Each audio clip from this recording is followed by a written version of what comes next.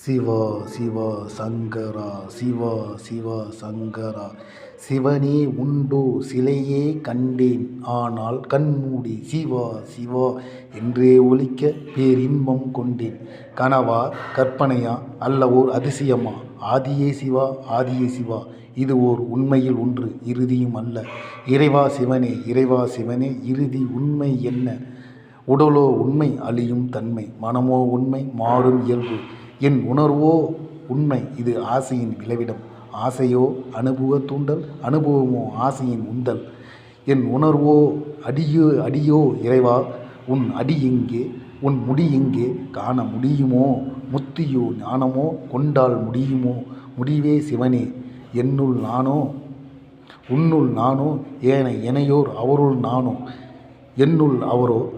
சிக்கிய சிக்கலில் நானே சிவனே ஏன் இந்த சிக்கல் படைப்பு?